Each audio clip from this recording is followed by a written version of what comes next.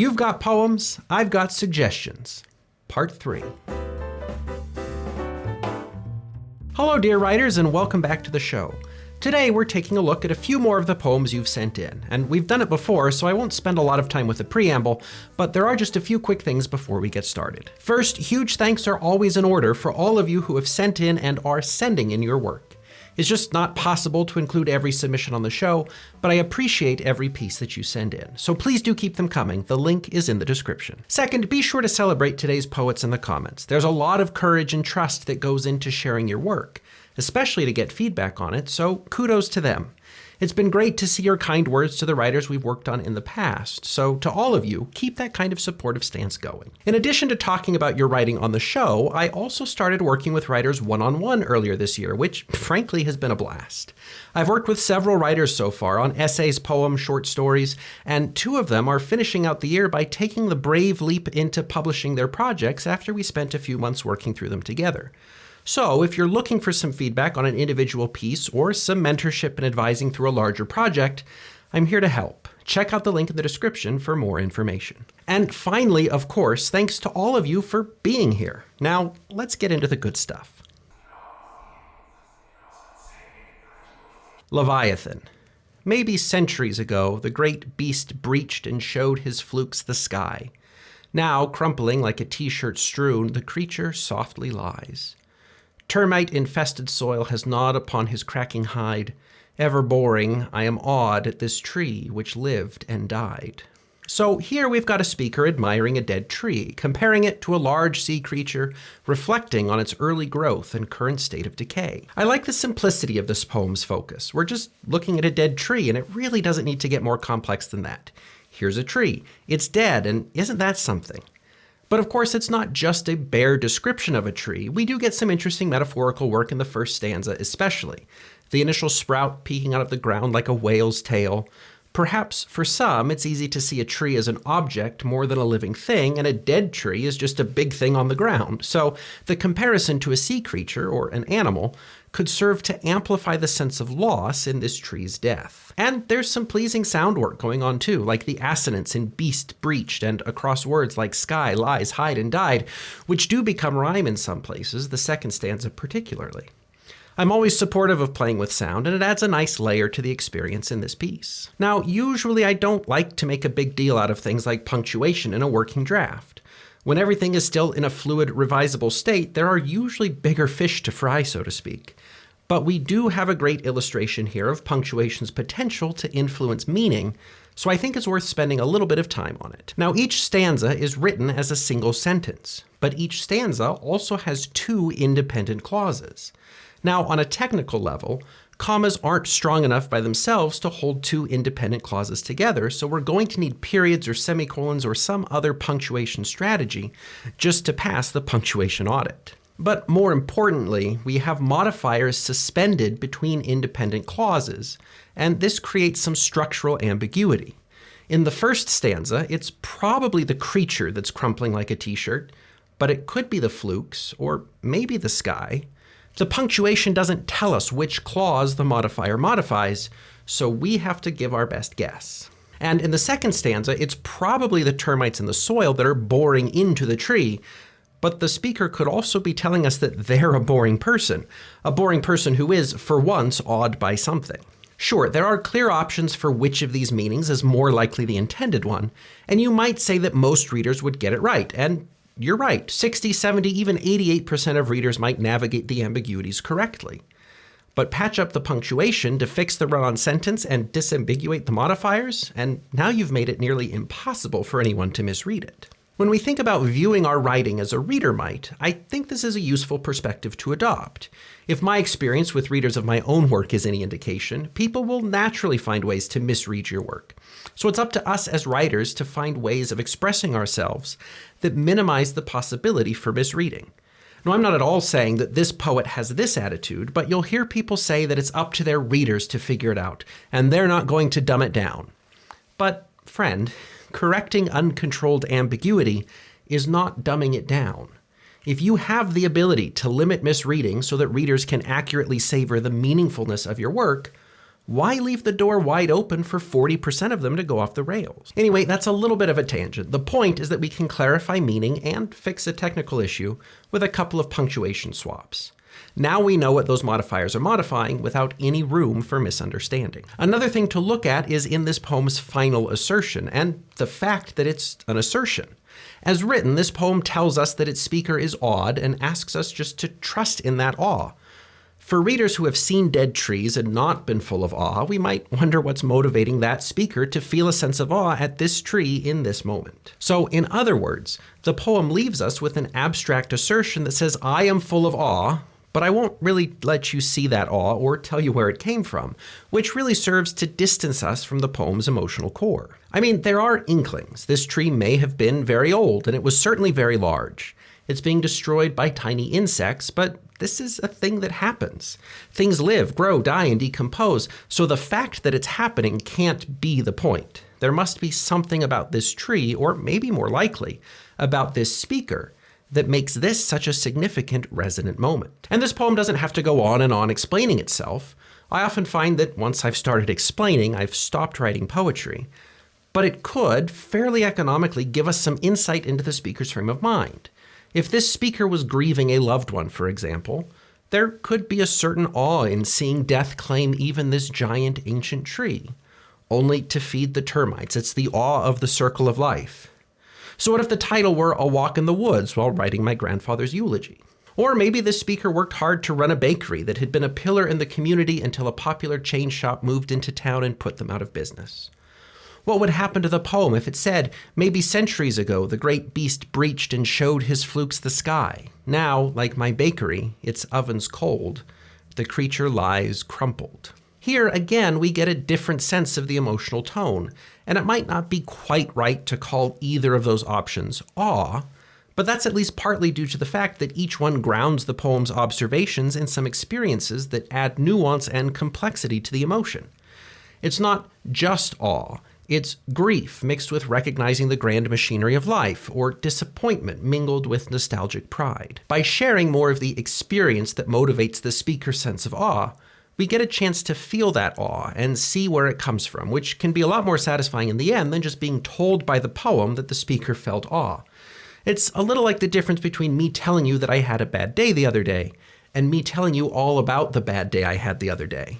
With one, you might say, sorry, buddy, while with the other, you empathize more deeply because you get to almost live through a version of that bad day. So, in other words, rather than telling us that the awe is involved, show us that awe. And more importantly, show us where that awe comes from so that we can feel it more deeply and empathize more fully. Happy place. I hope you find your happy place, wherever it is, whatever it may be. Find some joy while you sleep. Drift off to Venice's golden vistas, soar off into Spain's endless skies. Don't think one illicit thought, not one about pain. No brokenness allowed. Let's put a smile on your face. Keep your fears at bay and don't dare think of them until dawn. Until you awake and put your fragile mask back on. Here we have a poem urging someone to find their happy place while they sleep. It's a poem that hopes for the addressee to find relief from some sort of pain or pressure of life, and that acknowledges the need, or at least the societal expediency, of wearing a mask, putting on a show of their well-being rather than expressing their distress or need for support. And there's a sympathetic quality in this poem that I really like. Whether in the words of the speaker or even in the intent of the poet, we hear a voice that recognizes that things are not always as they should be. There's an acknowledgement of the discomfort of living, the need for relief, and the reality of hiding aspects of ourselves or our lives, presumably out of a sense of good manners. And I appreciate the straightforwardness of the poem's diction. There's not an effort to reach for artificially grand language, and I think that adds to the sincerity of the poem's tone. There's a comfort in the poem's urging to find some joy while you sleep. The poem wishes its addressee well without making an effort to fix their problems. Maybe along the lines of the very human sentiment, "That's pretty rough, buddy." There's nothing the speaker can really do to fix the problem, but they can sympathize. I do have some questions, though, about the voice and intent of the poem. I'm confident that I'm presenting it well up through the first 5 couplets, but here, however, there seems to be a tonal shift. Up to this point, the voice of the poem is sympathetic and supportive, But here it takes a turn and seems to express the societal party line, so to speak. This doesn't seem to be the voice that wishes us well and hopes we find relief while we sleep. This is a voice that seems to repeat or enforce the cultural message that pain and internal turmoil isn't allowed, or at least isn't allowed to be expressed. Right? I mean, it's one thing to say, I hope you can feel whole and at peace while you sleep, and another to say, no brokenness allowed, let's put a smile on your face. Here, the poem reads as less sympathetic and maybe more controlling, which is a departure from what's come before. Now the speaker is laying down rules and expressing an effort to manage how the addressee expresses themselves. External forces are putting a smile on your face, not hoping you'll find a reason to smile organically. Of course, that only gets heightened in the next couplet, where the speaker urges the addressee, don't dare think of your fears until dawn. Again, this feels less like a sympathetic voice and more like a commanding one. If you think about what you're afraid of, you are going to be in such big trouble. And it turns finally more sympathetic again at the end. It acknowledges the fragile mask and the charade of it all without the authority of the last few commands. And I think it could maybe be down to two things. Option A, the poem is meant to express a consistent voice and is offering support in terms that could be read as controlling. Or option B, the poem is presenting two voices, the sympathetic speaker and the controlling society, but presenting them similarly enough that they're hard to differentiate. I could see and be totally on board with a poem that offers support and challenges the voices of society. But if these less sympathetic lines are meant to be in a different voice, the poem isn't really doing anything to signal that. So what if, for example, we got this? Don't think one painful thought. They say, no brokenness allowed. Let's put a smile on your face. But keep those voices at bay. Let go, at least until dawn. Here it becomes much clearer which words the speaker is owning and which ones they're attributing to others, acknowledging what the others are saying in order to challenge rather than just repeat them in what might appear to be tacit endorsement. Of course, if we're going the other way, it might look something like this. Soar off into Spain's endless skies. Don't think one painful thought. Be, for the night, unbroken, smiling, your fears at bay until dawn. That might do the trick to turn the tone back from commanding to sympathetic. And as always, there are countless options for revisions, and there will probably be as many different suggestions as there are people giving suggestions. My goal is to show what's possible depending on your goals, rather than to say what any of these poems has to do. Feedback, suggestions, yes, but not corrections. So however this poet decides to clarify the emotional tone of the piece, a related and probably more significant thing to look at is in this poem's reliance on generalization. Again, none of us live in the writer's head, but I can imagine someone deciding that they want to write a poem that reassures the kind of people who are burdened by the pressure to perform a certain way for society.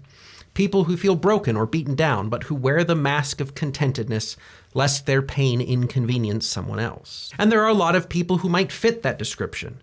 But at the same time, there's not one person that description really fits, because it's not a person, it's an archetype. The sad person pretending not to be shows up in many different ways, but as an archetype, it's an idea, a concept rather than an actual person. And where poetry gets so much of its energy from particularity, addressing an archetype dulls and mutes the poem's effect. So for example, we get references to an undefined happy place, a wish to find joy, prescriptions against illicit thoughts and brokenness and fears, but we don't get any specific insights into the practical realities of any of these things. But where this poem addresses broken mask wearers as a category, it can really only invoke their experience in generic terms. I hear writers all the time say that they want to write in more generic terms in order to make a piece more relatable. Because if the poem doesn't talk about anything too specific, then anyone can insert themselves into it. And this might be the same kind of motive driving the very generic protagonist of a romance novel or the silent protagonist of a video game. In those genres, the goal is not really to create a compelling, relatable character, so much as it is to create a pair of shoes that the reader or player can put on and walk around in. It can be a lot of fun to run around the Mushroom Kingdom as Mario, but I don't really think a lot of people would say that Mario is deeply relatable. So, counterintuitively, broad, generalized writing doesn't make a poem more relatable, and in fact, it can actively work against that goal. We can insert ourselves into the shoes of a silent protagonist, but we can't really relate to them. We relate to strong characters with distinct personalities and motives, and we can relate to poems that are about specific people's specific experiences. At least if we're taking James Joyce seriously and recognizing that we get at more universal resonance only through the particulars of experience. Then we can see that the road to a more relatable poem is through the specifics. So what happens if this poem commits itself to a specific person? Maybe a friend of the speaker. What is their happy place? What are their painful thoughts, the nature of their brokenness or their fears? What does it look like for them to put on and wear a fragile mask? Because generic categories are more conceptual than practical, they can cast a wider net, but it comes at the cost of distance.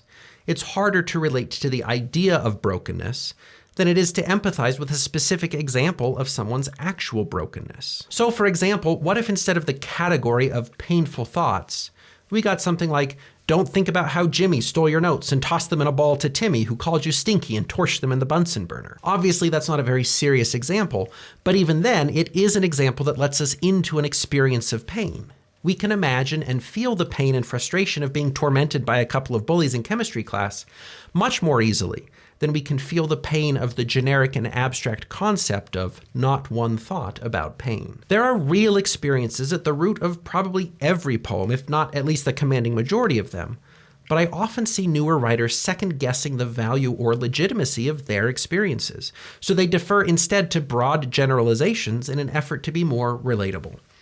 But friends, your unique experiences have immeasurable value, and they will do a lot to help you craft poems that only you could write. Don't hide in generalizations. Share the specific particulars of your experiences, and you'll give your readers more to relate to than you might think. Even after all this time, the sun never says to the earth, "You owe me." Look what happens with a love like that. It lights the whole sky. The young sun is too self-conscious about her sunspots to delight in her glow, a light so bright it shrouds her crown from unshrouded eyes. Lies reside in her mind, lies she tries to fight, white lies told by fireflies to undermine her shine, little white lies believed by creatures of the night who despise the sight of her. They say that at her core she is more of a bore than a star to adore.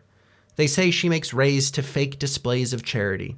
Still, no matter the toll, she empties her soul for the whole earth unconditionally, never forgetting rewards in return, never forgetting to offer some of her luminescence to the moon. Fireflies and creatures of the night would meet their demise otherwise. A mom even to Mother Nature, the young sun does not rely on any heavenly body's body heat but her own for enduring the cosmic cold, though she yearns to. How unfair that man, her not-so-secret admirer, is both aware of her care and in awe of her flare, yet did not share that the spots dotting her bare skin are far more akin to constellations than lesions. This poem's doing a lot of fun poemy things. We've got an epigraph, which I'm always excited about. Not every poem needs one, but it can be a fun and effective way to frame the reading for a reader, to give them a little more context or information to make sense of the poem and to connect with another text. We've got a title that runs right into the poem too. Again, not a requirement for every or even most poems, but I always think it's fun when a poem does it. Besides that, it guarantees that people will actually read the title. If you're one of those people who skips the title and reads the poem and then gets mad that you don't know what the poem was about, just remember that titles have important information in them. With a setup like this, the title is also the subject of the first sentence, and reading the title is a natural start to the rest of the poem. And there's a lot of playing with language here too. Rhyme and assonance show up in full force. We get some playing with the forms of words like the shrouds and unshrouded, forgetting, and even a little punning. And we've got a turn from contemplating the sun's perspective to commenting on humanity's unfortunate attitude toward the sun, marked off by a stanza break. And in all that, we have an interesting reflection on the sun's self-consciousness, responding to the epigraph's celebration of the sun's selflessness. The sun is uncomfortable with her sunspots. Nocturnal creatures waste no affection on her, but she keeps shining anyway, lighting everything around her, and humanity seems to be missing the point. All told, it's an engaging lyrical piece that's fun to read and that offers some charming insights into this imagined version of the sun. Insecure yet brilliant. Misunderstood, but generous. In terms of possibilities for revision, the first surface-level thought I have relates to the sound. Now, I've said it before and I'll say it again. I will read and enjoy poems purely based on how they sound. I don't need a poem to be an exercise in academic criticism to enjoy it, and fun sounds are enough to keep me on board. So it is as a devoted advocate of sound that I want to question the intensity of the sound that we get in this piece. On one level, by the second sentence, nearly every word has the same vowel sound, which is so insistent that it might get a little distracting. Not only that, but the uniformity of vowel sounds maybe makes it feel a little one note. The ear figures out the pattern pretty quick and realizes that there won't be any acoustic surprises waiting in the wings. On another level, the insistent repetition of sound segments the poem in a way that might not be desired. See, here we have the I section, here's the ow section, a section with a much less coherent sound structure, and a concluding section that leans heavily on air. But is there a reason to segment these sections out by sound? There isn't a clearly obvious one to me, so it ends up feeling like we switch to another set of sounds not for a purpose, but because we've maybe run out and need to find a new pattern to repeat. So what would happen if these repeated sounds weren't so locally concentrated, segmenting the poem, but were instead distributed more evenly throughout the piece? That way, we could keep the language play to an extent, preserve the poem's phonetic texture, and also give a sense of consistency and coherence throughout the poem while avoiding the risk of monotony. It would also clear up any questions we might have about the section of the poem that is less overtly sound-driven than the others. Again, as always, there are other ways to do this, but breaking up the sound blocks and distributing them more evenly could address some of the drawbacks of that concentrated sound play, while also preserving some of its beneficial effects. Getting more to the heart of things, though, I do also have questions about the gesture of the poem, mostly as expressed in the question, why is the sun so self-conscious? Okay, sure, so fireflies and other creatures of the night say mean things about the sun, but how does the sun hear them? And then why would the sun even care? I can see the hubris of a firefly thinking it makes enough light on its own, but the poem doesn't really touch on that, and maybe doesn't even need to, but that still doesn't explain why the sun would take it all so personally. Or at the end, we get the suggestion that man treats sunspots more as lesions than constellations. I can see how that misunderstanding could be a source of self-consciousness. To have a normal part of you treated as disease or flaw is problematic. But again, how does the sun know, and why does the sun care? And the alternative, not lesions but constellations, is a little tricky for me to grasp. How are sunspots like constellations, and how does that change or inform our understanding of them? In other words, I'm fully on board with the sun's presence as giver of life, but the motive for her self-consciousness is harder to track. The poem opens by telling us that her sunspots are a problem, or at least a perceived one, but not why they're a problem. And by the end, we still know that they are a problem, but not why. And there's an interesting tension with the epigraph. Clear and unabashed admiration for the sun is being recast in the second stanza as a misunderstanding of sunspots. And it would be cool to see that complication of the epigraph's praise developed further, but I think the nature of the sunspots, mankind, and the firefly's lies could bear some fleshing out so that we can see not only that these sunspots are a source of tension, but also fully grasp why they're a source of tension, especially when the poem sets us up to believe that nobody can probably see them anyway. So maybe, for example, the sun might be self-conscious of her sunspots because they represent a limit on the light and warmth she can send into space. A natural part of being the sun then feels like not measuring up. So what if the sun felt bad about not putting out more light, thinking that her sunspots were somehow a failure on her part, rather than a natural and normal thing that has no practical effect on her ability to light and heat the solar system? Or maybe she compares herself to a smaller, brighter star with no spots, but a star that's orbited by dead asteroids and planets. Maybe she wishes she were a different kind of star, and at the same time misses the point that that apparently better star isn't really doing anyone any good. Again, there are 100 different possibilities, but the overall goal will be to clarify and verify the source of the sun's self-consciousness. As presented, the naysaying of the fireflies and humanity just seem too inconsequential to be the reason. So developing our sense of why the sun might actually feel self-conscious about them can serve to amplify the significance of the poem's celebration of the sunspots at the end. Then the gesture of the poem is not, I told you they're bad, but they're not, and becomes instead, here's all the reasons people think they're bad and why they're wrong. And of course, I'm totally happy to read this as just a meditation on the sun, imagining what it must be like to be at the center of the solar system. But there's a pull to read the sun as a metaphor for something else. For what exactly the poem doesn't say, so if it is a metaphor, a little more guidance in that direction could also go a long way.